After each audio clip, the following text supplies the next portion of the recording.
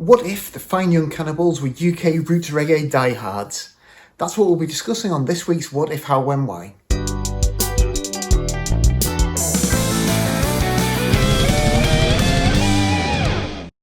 Hi, my name is Morgan Brown, and each week I upload a new What If video to my YouTube channel. The idea of these is that each week I pick a different popular song and imagine an alternative universe in which a change of circumstances causes that song to come out completely different from the version that we know and love. I then take the original lead vocal of that song and record a new backing track to it using just GarageBand and whatever instruments I happen to have to hand in order to bring this alternative version of the song to life. So the song I picked this week was Johnny Come Home by the Fine Young Cannibals, and I tried to convert that into a UK Roots Reggae-style track. So if you haven't had a chance to listen to that yet, here's a little taster.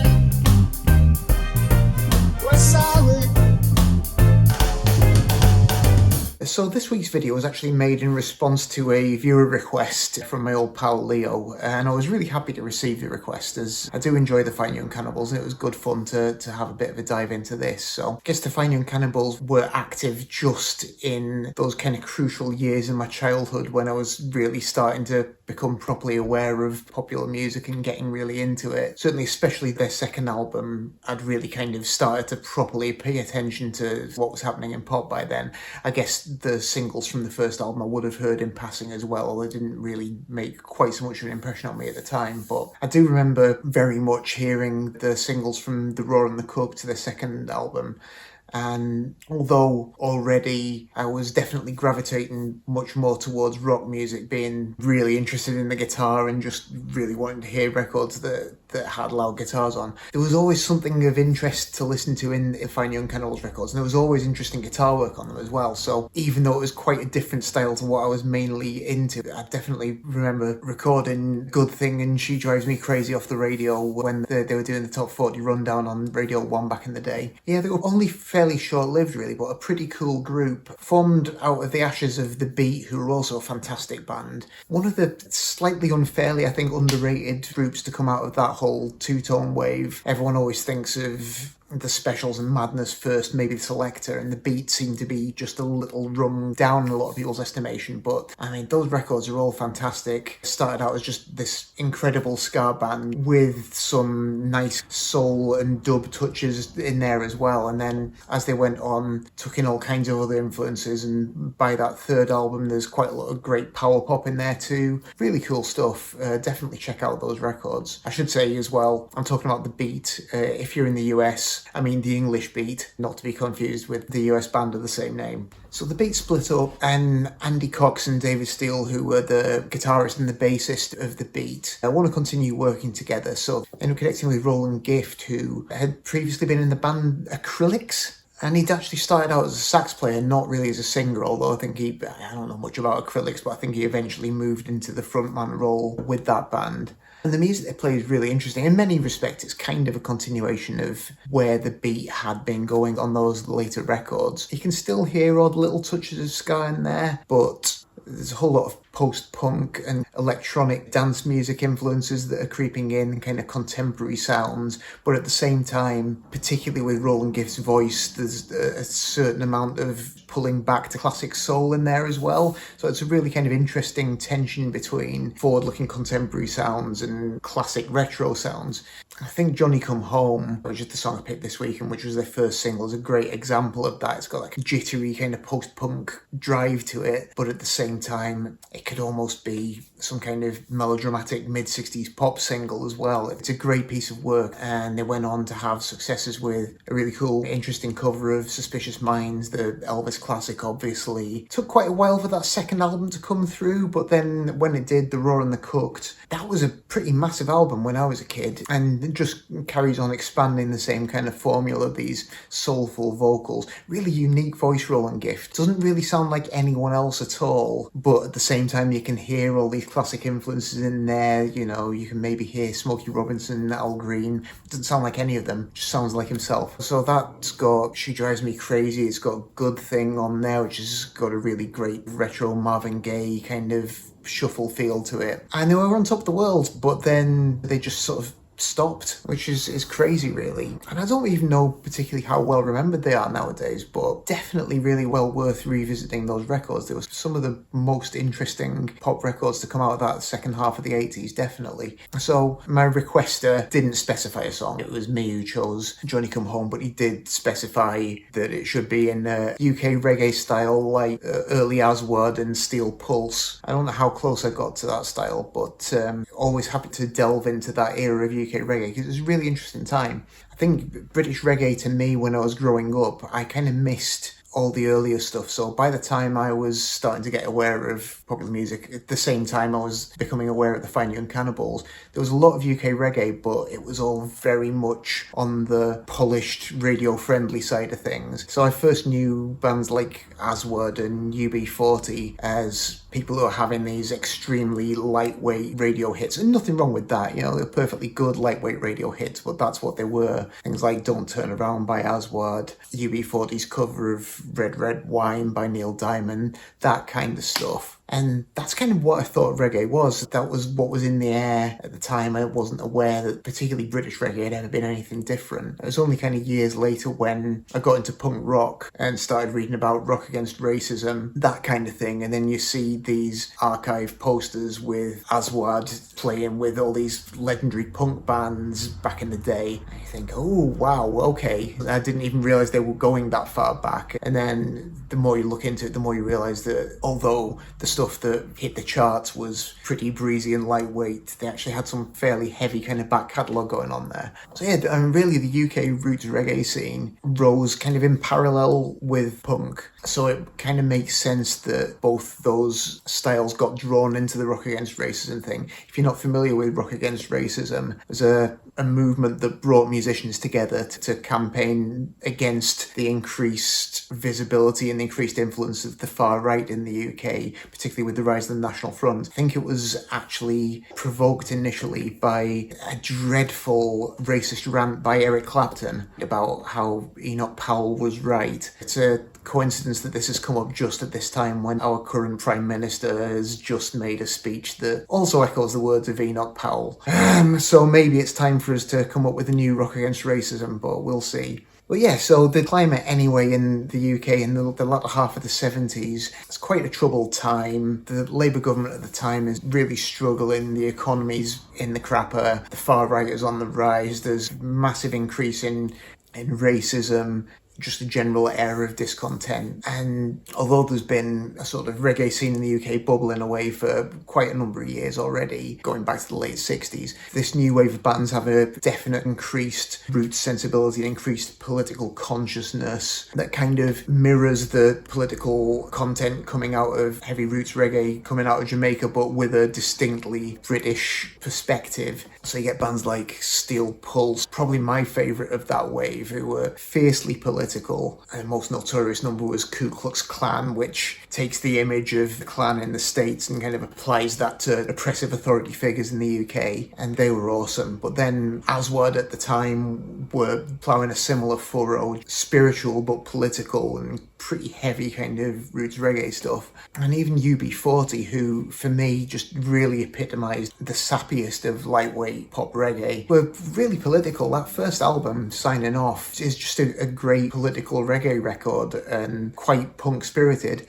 So a lot of this stuff is basically coming up at the same time as the two-tone scene with the specials and Madness and everything. So UB40 were very much contemporaries of the beat. although they were playing slightly different styles of Jamaican influenced music, they were still pretty much coming from the same direction.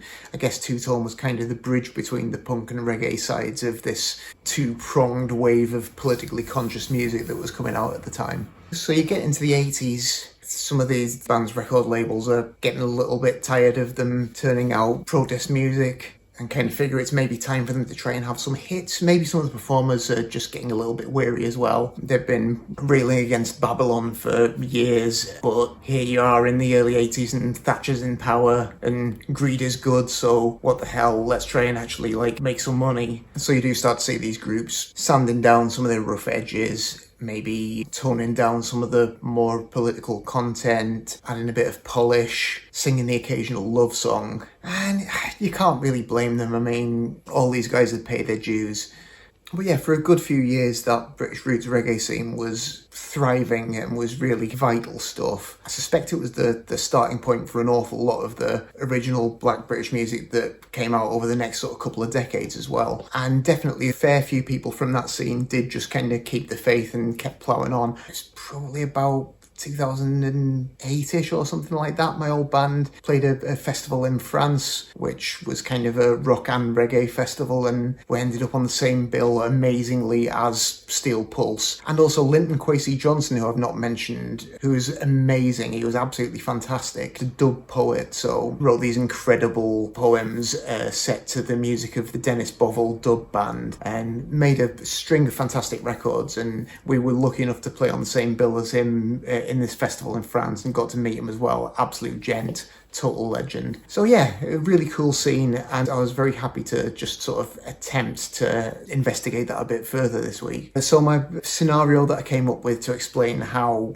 Fine Young Cannibals end up diving into this was pretty simple this week. It's just that in this alternative universe, the beat is split up. Andy Cox and David Steele want to carry on working together. They hook up with Roland Gift, and they're looking around at what their contemporaries are doing. They can see, Funboy 3 from the Specials have moved into pop, and Madness are going pop, and UB40 are going pop, so they're starting to think, oh yeah, maybe we should try and just pop everything up a bit and continue in that direction. That's kind of the course they've got their heart set on. So they popped down to a studio in London to start demoing new songs for this project. But while they're there, they discovered that Linton Kwesi Johnson is recording in the studio next door, and they bump into him and he brings them in to hear some of the new stuff that he's been working on with the Dennis Bovell band. And they're so inspired by his words and by the power of this music that's backing him up that they realise we can't turn our backs on this music. We can't reject the Jamaican music that we started our career with. If anything, we've got to go further into it. So they scrap all these new poppy arrangements they've come up with for these songs and rejig them all to be kind of serious roots reggae with heavy bass, and the resulting record sparks a new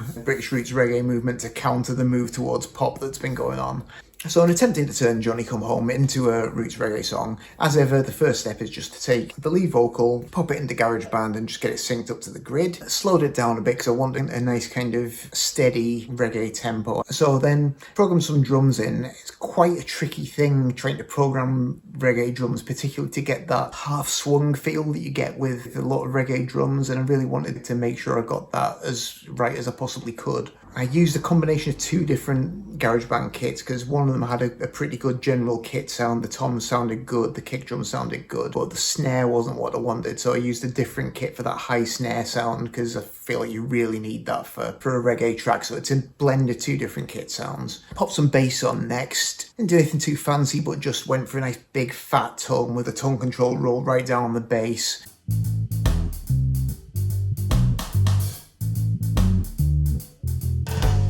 I added a couple of guitars, one that's just doing the kind of standard choppy upstrokes, one that's playing little kind of muted lines, and they just kind of rattle along in there as well. And then there's a couple of keyboards, so I've got a Hammond organ and I've also got a piano, which I treated quite a bit just to give it a bit of a kind of spooky, reverby sound that seemed to blend in pretty well with a reggae backing.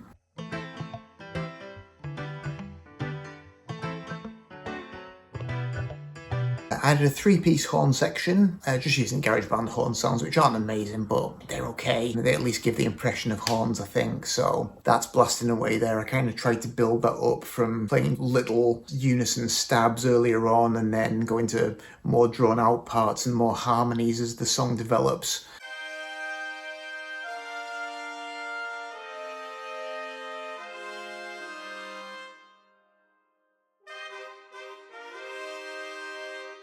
And then in the last verse, I thought it would be really fun to just try and add a bit of a dub element. So I've got quite a lot of the instruments dropping out. And then I add some massive echo to a couple of snare hits. And I've got one little bit where everything else drops out and just leaves the guitar echoing on as well.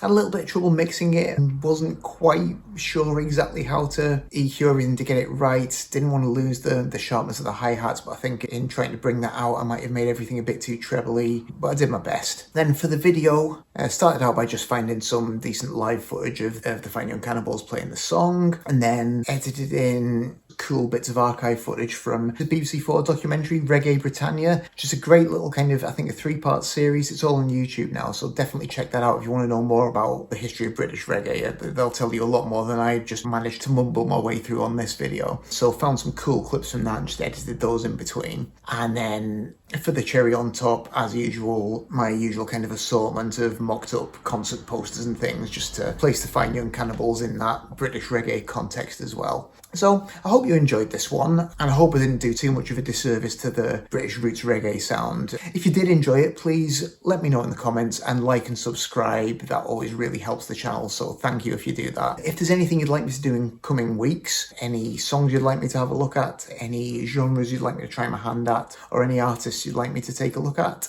please do let me know. As you've seen this week, I do occasionally get around to doing some of these requests, so always happy to hear those. But otherwise, that's it from me for this week, so thanks very much indeed for watching, and I'll see you next time.